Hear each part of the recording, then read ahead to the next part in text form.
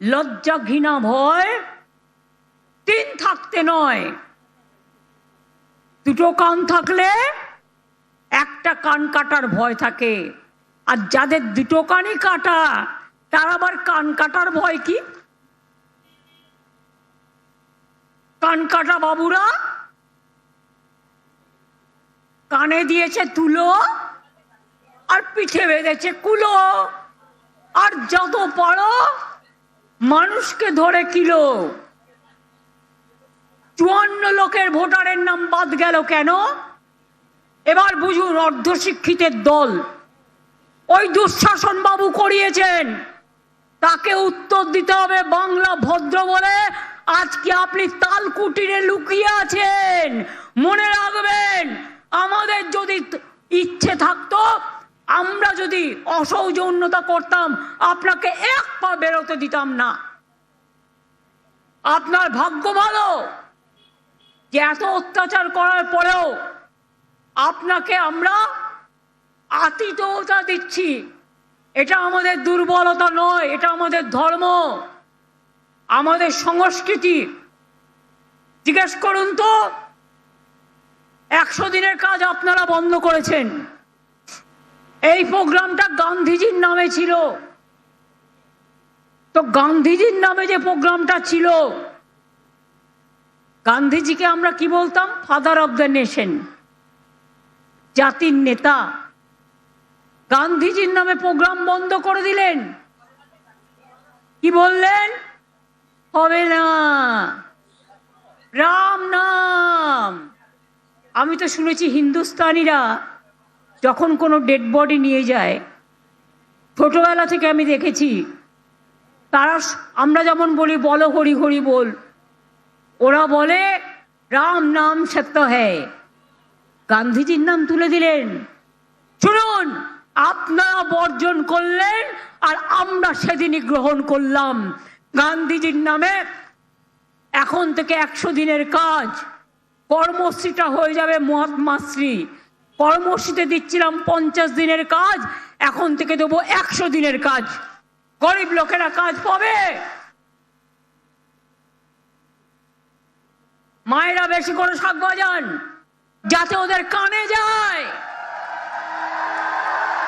গর্দবদের অর্ধ শিক্ষিত গর্ধ শিক্ষিত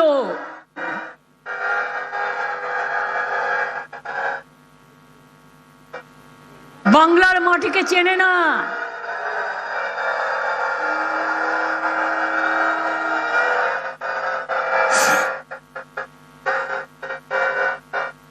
ইতিমধ্যেই 80 দিন করে কাজ আমরা দিয়েছি। যারা পরিযায়ী শ্রমিক আছেন আপনারা এখনো ফিরে আসছেন না কেন? আজকে উড়িষ্যায় পরিযায়ী শ্রমিকের উপর অত্যাচার হচ্ছে। শুনুন, ক্ষমতা আমাদেরও আছে, আমরা উড়িষ্যা ভবন ঘেরাও করতে পারি, কিন্তু আমরা ভদ্রতা করি। ভদ্রতার একটা সীমা থাকা উচিত।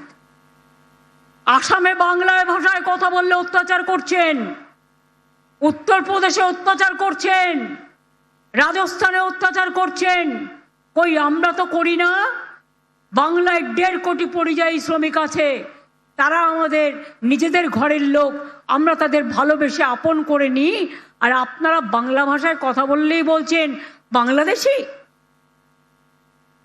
1947 সালের আগে 3টে দেশ তো এক ছিল। ওপার বাংলা থেকে অনেকে এপার বাংলায় এসছে, এপার বাংলা থেকে অনেকে ওপার বাংলায় গেছে, পাঞ্জাব থেকে অনেকে পাকিস্তানে গেছে। দুটো রাজ্য তো সাফার করেছে, একটা বাংলা আর একটা পাঞ্জাব। মাথায় রাখবেন।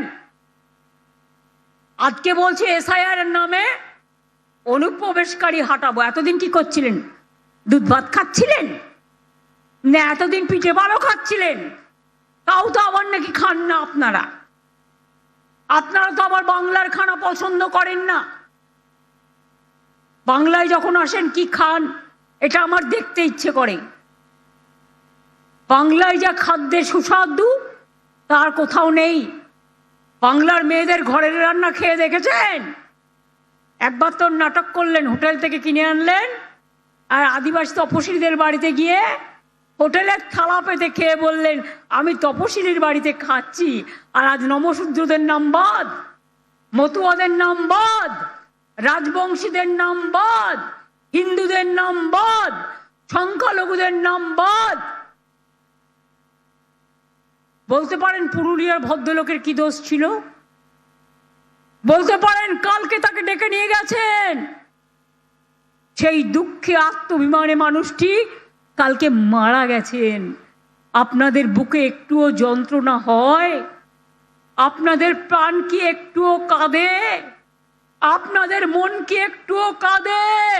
যদি আপনার বাবা মাকে এইভাবে ডেকে নিয়ে গিয়ে একটা 95 বছরের মহিলাকে 3 তলার উপর উঠিয়ে জিজ্ঞেস করত, আজকে তাকে উপমান দিতে হবে যে তিনি বাংলার নাগরিক কিনা? আমাকেও বলে বাংলাদেশি। আপনারা জানেন আমি বীরভূমের একটি গ্রামে জন্মগ্রহণ করেছিলাম, আপনাদেরই পাশে বীরভূম, এবং গ্রামটা আমি খুব ভালো চিনি বলে আমাকে জন্মের পরেই সঙ্গে সঙ্গে কলকাতায় নিয়ে এসেছিল। কিন্তু প্রতি বছর আমি গ্রামে যেতাম। আমি গ্রামের আল ধরে হাঁটতে পারি, গ্রামের পুকুরে সাঁতার কাটতে পারি, ধান কাটতে পারি, মাছ ধরতে পারি, রান্না করতে পারি। এসব ছোটবেলায় গ্রামে গিয়ে গিয়ে শিখিয়েছি, এবং তাই আমি মনে করি সেই মেধাই আসল মেধা যে জন্মায় মাটির ঘরে, সেই মেধাই আসল মেধা যে কর্ম সৃষ্টি করে, সেই মেধাই আসল মেধা যে সাধারণ মানুষ হয়ে জন্মায়। এটা মাথায় রাখবেন। কমরেড বাবু আধার কার্ড কেন করেছিলেন? হ্যাঁ, চাকরি তো আপনারা জানেন, বর্জরায় অনেক ইন্ডাস্ট্রি হয়েছে, বাঁকুড়াতে হয়েছে, বিষ্ণুপুরে হয়েছে, রঘুনাথপুরে আপনাদের ডানকুনি কল্যাণী প্রকল্প পুরো বাঁকুড়া হয়ে, দুর্গাপুর হয়ে, আসানসোল হয়ে, ডানকুনি থেকে একেবারে রঘুনাথপুর পর্যন্ত যাচ্ছে। টোটাল 2 রাস্তায় শুধু শিল্প থাকবে। আর প্রত্যেকটা জেলায় আমি একটা করে শহরে শপিং মল করে দিচ্ছি। কেন করছি তার কারণ জেনে রাখুন। এটা আমাকে বাঁকুড়া জেলার একটি বাচ্চা ছেলে, আমি একদিন গাড়ি দিয়ে যাচ্ছিলাম বাঁকুড়া টাউন দিয়ে, আমাকে ছোট্ট একটা কাগজ দিল হাতে, দিয়ে বলল দিদি আমাদের একটা শপিং মল হবে না? আমি বললাম তোমার শপিং মল চাই? বলল হ্যাঁ। এরপর আমি ঠিক করলাম সব জেলায় জেলায় জমি আমরা দেব, শপিং মল হবে, কিন্তু 2টো করে তলা দিতে হবে সেলফ হেল্প গ্রুপের মেয়েদের, আনন্দধারা গ্রুপের মেয়েদের, যারা লোকাল তৈরি করে লোকাল বিক্রি করবে, তারা ভাড়া দেবে না, তারা নিজেরা এমনিতে থাকবে।